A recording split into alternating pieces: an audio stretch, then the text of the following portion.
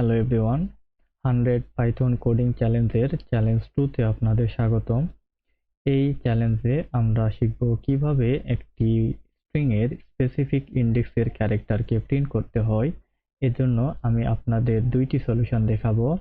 First সলিউশনে আমরা প্রথমে একটি ভেরিয়েবলের মধ্যে আমাদের কাঙ্ক্ষিত স্ট্রিংকে স্টোর করে নিয়েছি। এক্ষেত্রে আমি মাই স্ট্রিং ভেরিয়েবলের মধ্যে আমাদের কাঙ্ক্ষিত স্ট্রিং পাইথনকে স্টোর করেছি এবং আমরা কোন ইন্ডেক্সের ক্যারেক্টারকে প্রিন্ট করতে চাচ্ছি সেটা আরও একটা ভেরিয়েবল আই এর মধ্যে স্টোর করেছি। এক্ষেত্রে আমরা 0তম ইন্ডেক্সের ভ্যালুকে অর্থাৎ 0তম ইন্ডেক্সের ক্যারেক্টারকে প্রিন্ট করতে চাচ্ছি। তো শুরুতেই আমি পাইথন এই স্ট্রিং এর ইন্ডেক্সিং এর দিকে আসি।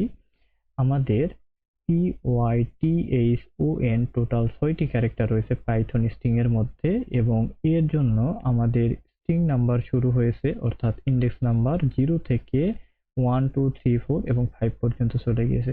এখানে পরিলক্ষিত বিষয় হচ্ছে আমাদের স্ট্রিং এর লেংথ থেকে সবসময় ইন্ডেক্স নাম্বার অর্থাৎ ম্যাক্সিমাম ইন্ডেক্স নাম্বার 1 কম হবে। ওকে, তো এই প্রবলেমটা সলভ করার জন্য আমাদের কিছু কন্ডিশন মাথায় রাখতে হবে। প্রথম কন্ডিশন আমরা চেক করব শুরুতেই, সেটা হচ্ছে আমাদের যে কাঙ্ক্ষিত স্ট্রিং রয়েছে এইটা এমটি কিনা। তো এমটি স্ট্রিং চেক করার জন্য আমরা লেংথ ফাংশনের সাহায্য নিতে পারি।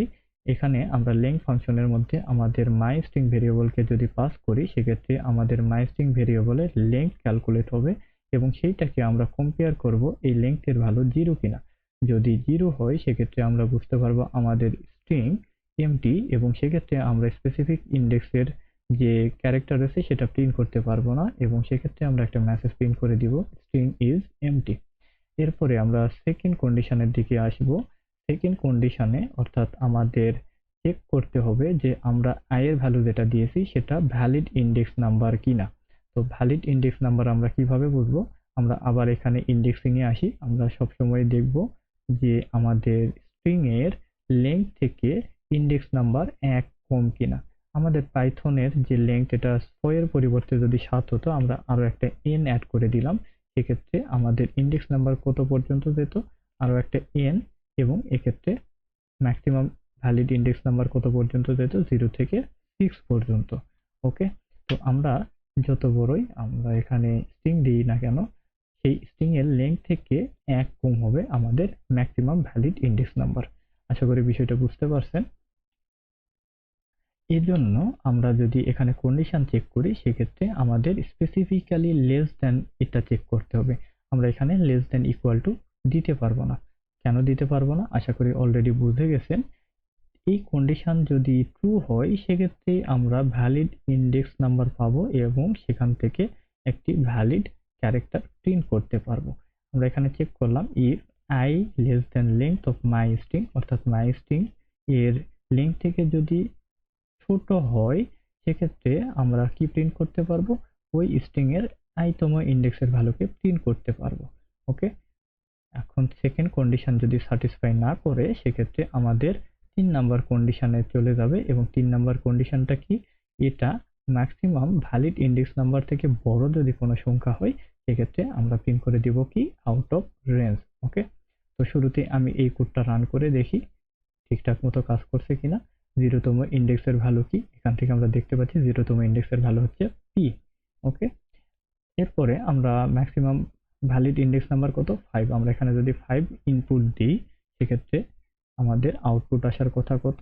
আউটপুট আসবে n। আমরা আরো একবার রান করে দেখি, আউটপুট আসছে n। ওকে, আমরা এখানে যদি এমটি স্ট্রিং দিতাম, এটা কাট করে রাখি, এমটি স্ট্রিং দিতাম এবং আমরা এই কোডটা রান করতাম তাহলে আমাদের প্রথম কন্ডিশন শুরুতেই স্যাটিসফাই করতো এবং আমাদের এই মেসেজটা প্রিন্ট করতো স্ট্রিং ইজ এমটি। ওকে,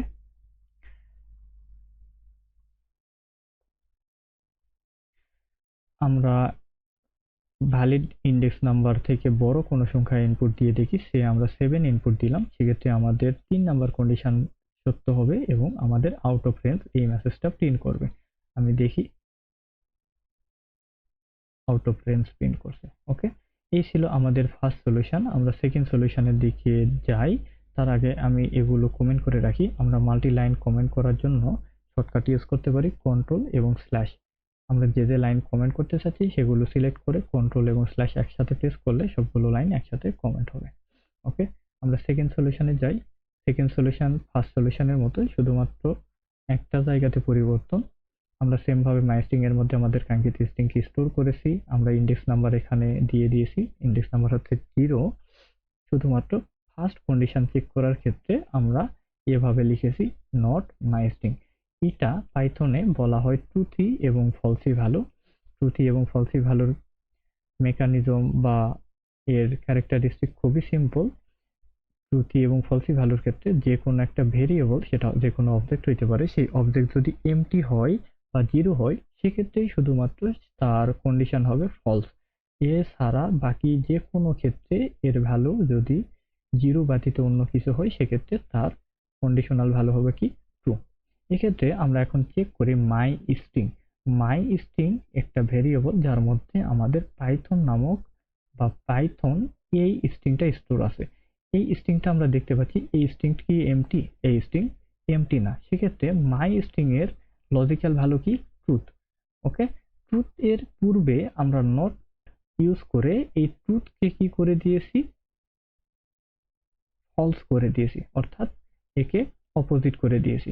সেক্ষেত্রে আমরা এখন চেক করি ইফ নট মাই স্ট্রিং, আমাদের এখানে অলরেডি পাইথন নামক স্ট্রিং আছে, সেক্ষেত্রে আমাদের এই কন্ডিশনটা আলটিমেটলি ফলস হয়ে যাবে।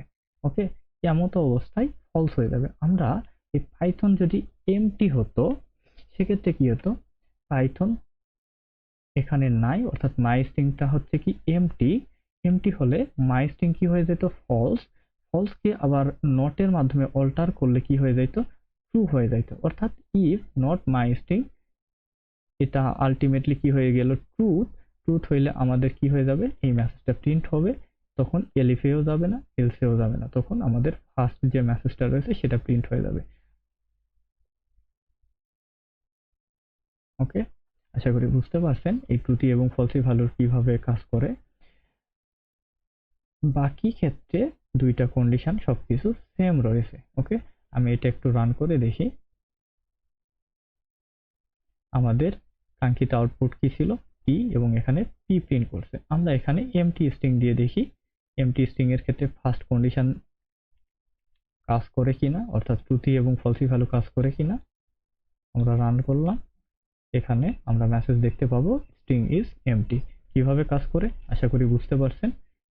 মাই স্ট্রিং এইটা এমটি, এমটি হওয়ার জন্য এটার ভ্যালু ফলস হয়ে গেছে। ফলসকে আমরা নোটের মাধ্যমে অল্টার করে ট্রুথ করে দিছি, অর্থাৎ ট্রুথ ভ্যালুর জন্য এইটা পুরাটা ট্রুথ হয়ে গেছে। ট্রুথ হওয়ার জন্য আমাদের এই মেসেজটা প্রিন্ট করছে। ওকে, আশা করি বুঝতে পারছেন। কংগ্রাচুলেশনস, আপনি সেকেন্ড কোডিং চ্যালেঞ্জও সলভ করে ফেললেন।